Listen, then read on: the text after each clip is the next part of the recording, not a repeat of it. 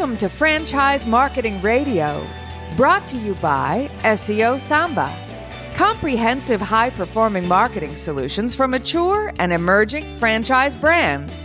To supercharge your franchise marketing, go to SEOSAMBA.com. That's SEOSAMBA.com. Welcome to Franchise Marketing Radio. Stone Payton, Lee Cantor here with you this morning. Lee, this is going to be a fantastic segment. Today's episode brought to you in part by the Business RadioX Studio Partner Program, equipping franchisors to help their franchisees dominate their local market. To learn more about serving your market and growing your business, go to mybrxstudio.com. On today's episode, we have with us the CEO with Bloomin Blinds, Mr. Kelsey Stuart. Good morning, sir. Good morning, guys. Thanks for having me on. I appreciate it. Well, Kelsey, before we get too far into things, can you share a little bit about Bloomin Blinds? How are you serving folks? You bet. So we are a full-service blind company. By that, I mean we sell and install virtually every kind of window covering product that's out there. But we also offer a unique niche in the industry in the fact that we have a full-service repair ability as well, and as a mobile service. So we're able to sell anything you're looking for, but then regardless of who put it in or how old it is, we can actually help fix them if they wear out or the dog eats it or somebody falls through it at a Christmas party. Now, how did the business start? Was it an individual location that grew and somebody said, hey, we should probably franchise this, or what's the history, the backstory? So without trying to get too long in it, we're a family company. My mom started Bloomin Blinds. Actually, there is an original version prior to that in Seattle. We're now in Dallas. But it was originally a family blind company without any grand ambitions, just trying to make a living like everyone else. And we recognized that we had a nose for technology, and so we could separate ourselves that way. And then we had this repair component that no one else offered in the Dallas market. And we very quietly became one of the largest blind companies in Dallas. And wanting to be more than just the owner-operator, we explored the idea of building company stores in other cities or franchising, and ultimately chose to franchise because we didn't want to break up the family unit. Bloomin Blinds is ran by my two younger brothers and then my mom, who started the whole thing, now retired, but we didn't want to break that up and fracture into other cities, so we decided to franchise. So when you were drawing up the pros and cons, part of it was, hey, we can kind of grow ourselves as much as we can grow, but at some point we can kind of just take this systems that we build and the processes that we have and then help other people kind of be the Bloomin Blinds folks in whatever market they're in. Yeah, we've always had a heart to be as teachers, whether it's just friends, family, other businesses. We've always been a family that was really into communication and teaching people interesting parts of our world. So it was franchising was a natural extension for us, simply because now I get to teach people what I know how to do. It's also, a fantastic way to multiply yourself. And that's our struggle for every entrepreneur is, how to multiply your efforts and not have to do everything yourself.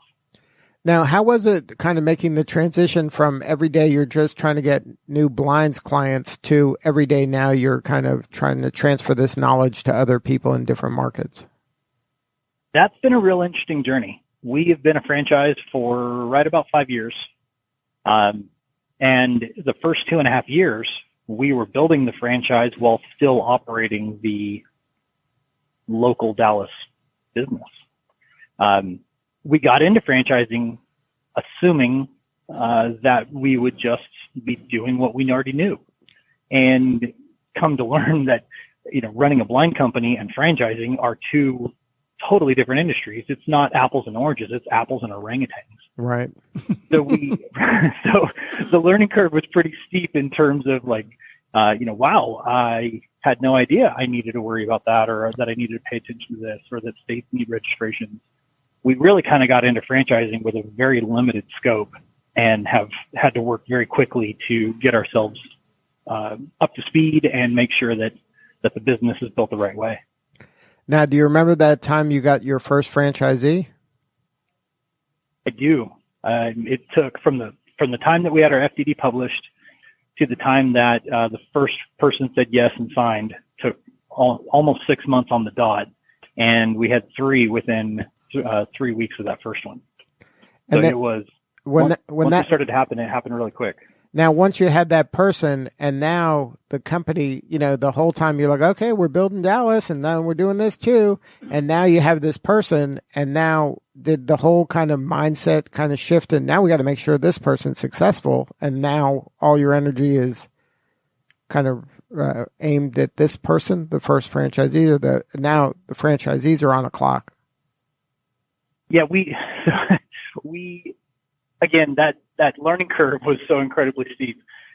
Our first franchise owners are all still in business. The first 17, 18 of them are all still in business. Mm-hmm. And it can't possibly be because of the quality of training. It's a testament to the business model. We were still operating like 9 to 5. We were still running 40, 50 hours a week, and we still had to sell blinds to feed that 10-person office. And so when we had brought in a franchise owner, we literally just threw them in the van for 3 weeks and had them come right along with us on different projects. And that was their training. Like, it was all street smarts. There was no book knowledge. There was no real organized method to it.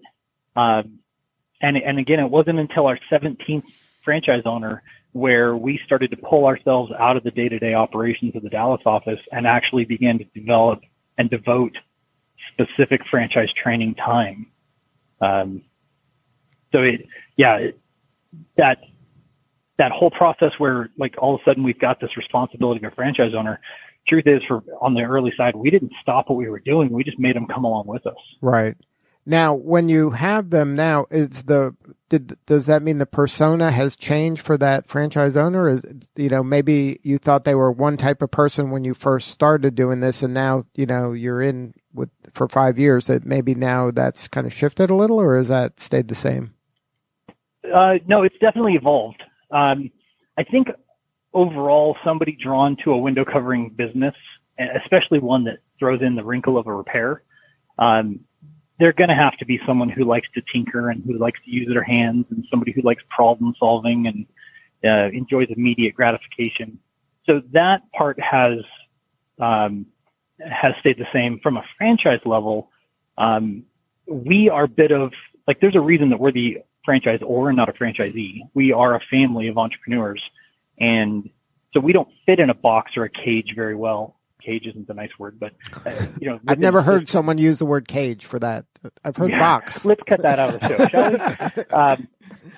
So at first we were drawn to those that were like and kind, and we brought in a ton of free-thinking, open-minded individuals, and we built the franchise early that way. And those people really loved it because they got the name and the support and the buying power, but then they didn't really have to follow a lot of rules. Mm-hmm. And as we've gotten bigger, we've realized that to create a solid structure and to protect everyone in the long run, you've got to start to, kind of rein in some of those details. And so now we're looking for people who have that ingenuity and that creativity, but also still really embrace a system and an organization and people who aren't trying to rewrite the book or reinvent the wheel. And that's probably been one of the biggest shifts in terms of who we are attracted to as franchise candidates. But that wasn't that. Yeah, they're two different people for sure. Now, is a person who runs a franchise, you mentioned that owner-operator is important or tinkerer is important early on. Is it something that they can grow and kind of step out of and let other people run, or is it something where you need the franchisee to be actively involved? It can grow to that level. This is a business that starts owner-operator. Window coverings are way more technical than anyone would ever imagine on the surface. That's a universal comment we get from franchise owners as they get in here. So we want an owner-operator start. The volumes are strong, but they're not so strong that an owner-operator can't handle it inside of a 40-hour work week. Mm-hmm. So you can still have a lifestyle and a really nice business, probably for the first 2 years. Then you start adding support people on the phone or a technician in the field. And most of our owners will probably stay where it's, the owner maybe doing sales and administration, and then you add a salesperson and an install and an office person, and that 4-person office could do $1 million a year in revenue. Mm-hmm. A handful of them are already showing the propensity to be a true empire builder, and those people might grow it similar to how we did in Dallas and be a multi-million-dollar operation and have 8-10 employees. But even then, mistakes are expensive enough that you really kind of still have to keep your hand on it. Otherwise, things can get out of control financially pretty quick if you're not careful. So now, go ahead. I'm sorry. Go ahead.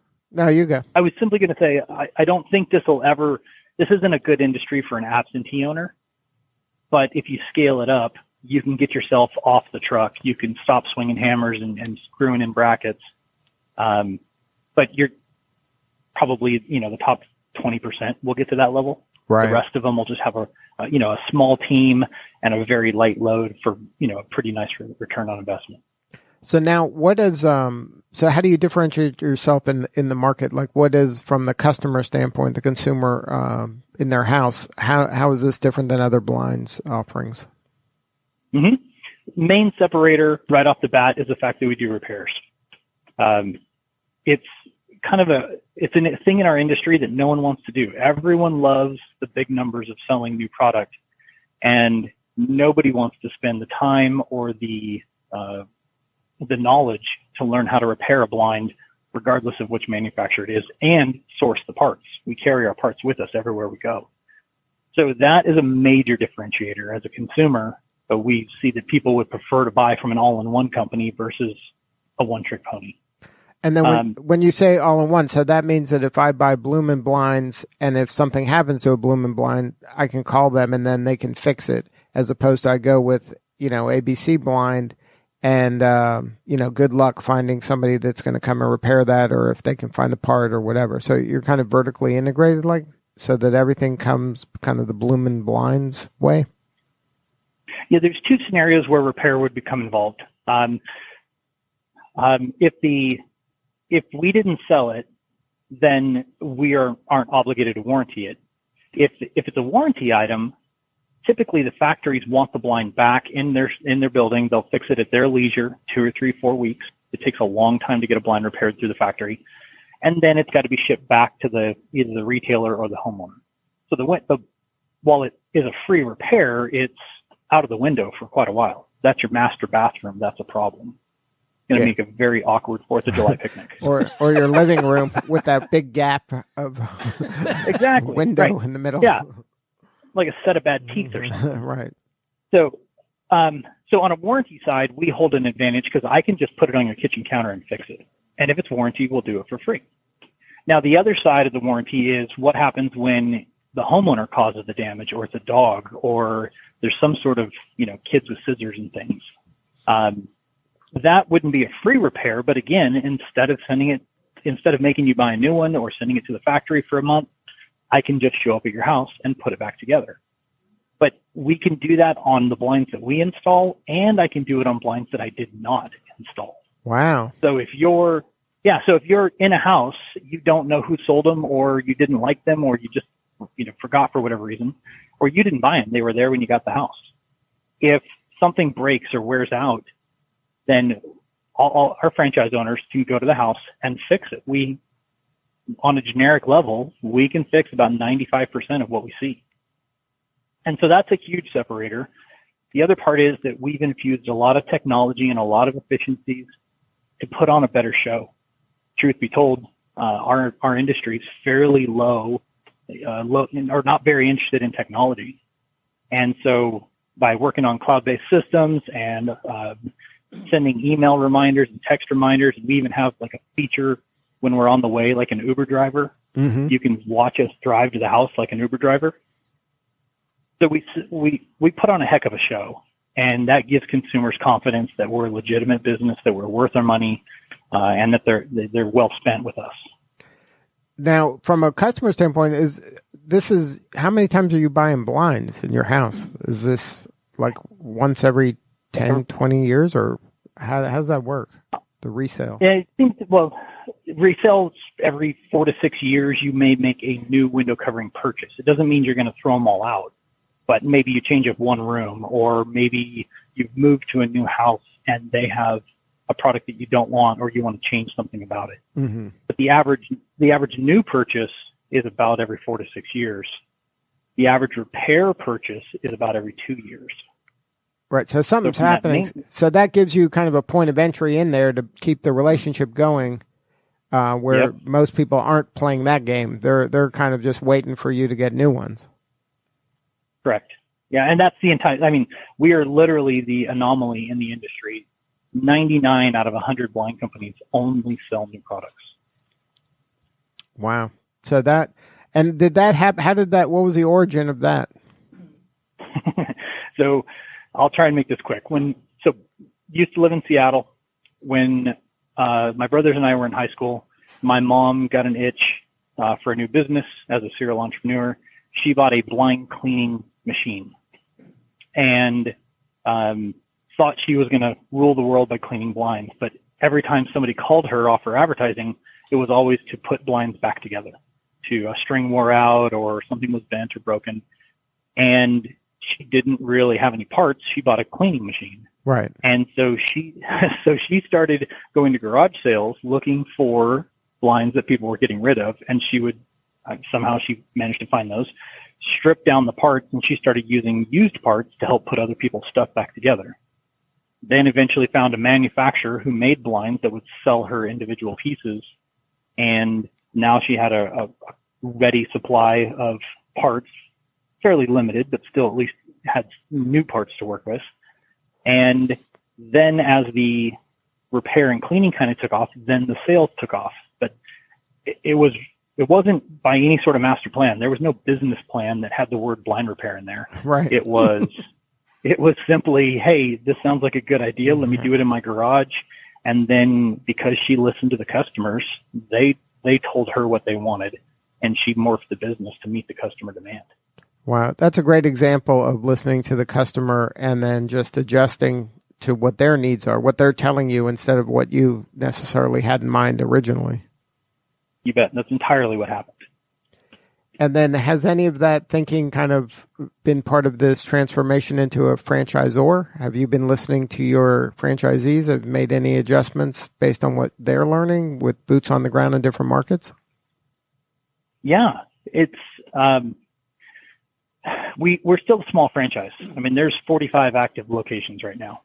And so one of our differentiators from a Jimmy John's or a Subway or Anytime Fitness is that we're not some giant corporation that is full of, 800 people in an office building. We are intimately involved with our franchise owners, feedback constantly coming back and forth. And it's still very much like a family business where we're small enough that we are able to continue to maintain that culture. And so those franchise owners are constantly seeing what the consumers want, and they're bringing that feedback to us. And we're either working with suppliers or software products or changing the vehicle wraps to try and be more catching. But we are very, very much from a franchisor level still, and we're not on the ground, but we're with them. There's no separation of communication there.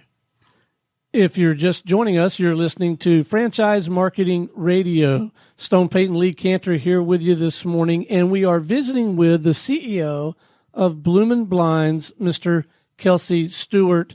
Kelsey, Stone here. A question about the marketing, maybe from a couple of different perspectives. One, from the franchisor perspective, have you found that there are some marketing vehicles, I don't know, direct mail, email, pay-per-click, that are serving you better than others when it comes to getting the word out about your opportunity to potential franchisees? Are there some things that are working for you better than others in that regard? So probably more than anything, I can tell you what we've learned that doesn't work for us yet. Okay. So again, being a small company and bootstrapping this from our Dallas office and siphoning money out of that, we didn't build this company with big pockets. And the one thing I have learned about franchising is that everything seems to have an extra zero. Everything has an extra zero. And so I have found success in the portal marketing. So your sites like FranchiseGator, franchise.com, Franchise Direct, places like that. And even in that market, there's definitely a separation between the quality sites and the sites that will sell you a dead person as a lead. So we've had to get good at that, and we've made real success out of that industry, which is generally the bottom feeder lead source for franchise marketing. That's the one source that we can handle the monthly expenses of. And so while we are panning for gold in a stream, we have been able to find some really nice, important people to bring in the organization through that process. What I haven't found much favor in is spending money on pay-per-click. I've learned that you need to have a pretty massive budget if you're really going to make any headway that way. I also learned that the trade shows, like the franchise trade shows where people come in and look at different ideas. Like in the different markets, those expos where a person in a given market. Yeah, right, the franchise expos. Right. You bet. You pay your $9, you come in, you look at 200 different companies and talk to whoever you want to. We've done several of those, and it was a ghost town in our booth because, and I don't know this for a fact, but my feeling about it is that we're not a very sexy industry, right? Like no one went to career day in high school and said, I'm going to be a blind guy. So, but not being in a sexy industry and then not being a name brand, I'm not Budget Blinds. And for that, we literally stood there for 2 days and talked to ourselves. And those have been the pieces that we've tried that haven't been all that valuable. We did a little bit on the Facebook side, but again, that's not where people generally go when they're looking for a franchise. Well, that's helpful though. It's good to know what works and what doesn't, right? I'm sorry, go ahead. I was just going to say that the one place that's consistently worked for us and is still our main marketing avenue right now is working with the portals and just not treating those leads as the bottom option. It's treating them with, diligence and respect and knowing that there are pieces of gold in there. You just have to work for it. Yeah. All right. So now it's the same kind of question, but from the franchisee in their local market, are there some things that you are finding that are working really well for them? Yes. So being in the window covering space, or let's call it home services, because I think this applies to plumbers just as well as it does blind companies. But there's this segment of home services that are need-based items, right? Nobody needs a plumber until you need a plumber. Nobody needs a blind company until you are in the mood for blinds, whether it's a repair or new sales. Like you could go for years and not think of window coverings. So knowing that we're need-based and knowing how myself and everyone else around me searches, we've really worked hard to dominate the internet. When we launch a new location or where current locations are, we're focused heavily on our own website and the SEO that goes into that, and then working through your paid lead generators like pay-per-click and Home Advisor, Yelp and Angie's List, and a handful of other places like that. Our average, from the time that we launch a location and turn on the marketing, the average time for our phone to ring is less than 12 hours. Wow. And it's because we've gotten really good at figuring out where our customers are and how they're searching. And the three main buckets of this industry are either internet, referral, or repeat. And when you're a brand new location, you don't have referrals or repeats yet. So going to the internet and playing that game really, really well launches our guys really quickly. Online reviews are another source, really focusing on that. My industry is asleep at the wheel. No one's paying attention to online reviews. So we've got software that texts a request, and within that text, if you click about 3 different times, you're already in our review page. Wow. So we've made it really easy for our customers to leave reviews for us. And so it's helping us outrun the competition, even though we're brand new in a city, when you're looking at the reviews. So that's a competitive advantage for the franchisee when they come in and they know their phone's going to ring in 12 hours, from turning this thing on. That probably gives them a lot of confidence. Mm-hmm. We graduated a training class last Friday, and today we're Monday, and the owner in Fresno, California has already had 5 appointments, including the one that was at 9:00 this morning. Wow. So they get up and get going pretty quick if you know how to play the game.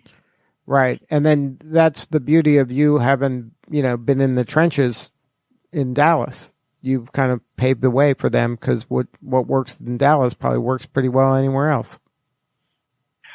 Primarily, you're right. And it's primarily because most of our franchise owners are in major suburban markets.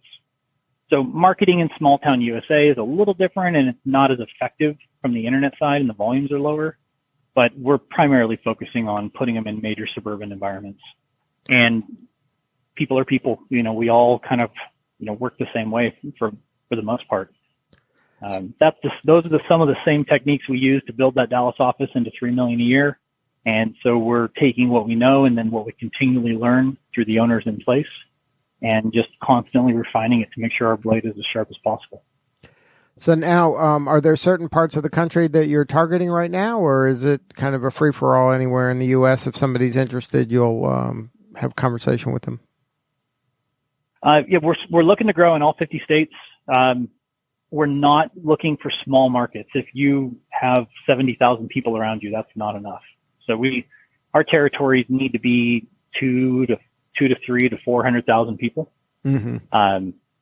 So that's an important part. We're registered in 49 out of the 50 states. We're just not registered in Hawaii at this point. Mm-hmm. And so anyone on the mainland, we are excited to talk to, as long as they live in a population that is actually going to give them an opportunity. Even if you have a desire and a checkbook full of money, if you're in a town of 70,000 people, we can't award you a franchise because we would just be taking your money and you're going to struggle and fail. Right. It's just not enough people because window coverings is not, whether it's repair or sales, they're just not purchased that often that a small community can make decent money. Right. In order for them to be successful, they need certain population. I mean, right. That's just the way it is. And we've decided that we didn't want to worry about the conscience crisis of a money grab. So we have avoided, from the very beginning, those moments where, like, I don't think they're going to make it, but they're willing to pay. So we have really tried to make sure that we don't have to worry about that in the long run. Well, if somebody wants to learn more about the franchise opportunity, is there a website? Yeah, Bloomin Blinds Franchise. It's like blooming, but there's no G on the end. Bloomin Blinds Franchise. That's the franchise site, and then the consumer site is just bloominblinds.com, which of course has a link to the franchise website. Good stuff. Well, Kelsey, thank you so much for sharing your story today. My pleasure, guys. I really appreciate you having me on. All right. This is Lee Cantor for Stone Payton. We will see you all next time on Franchise Marketing Radio.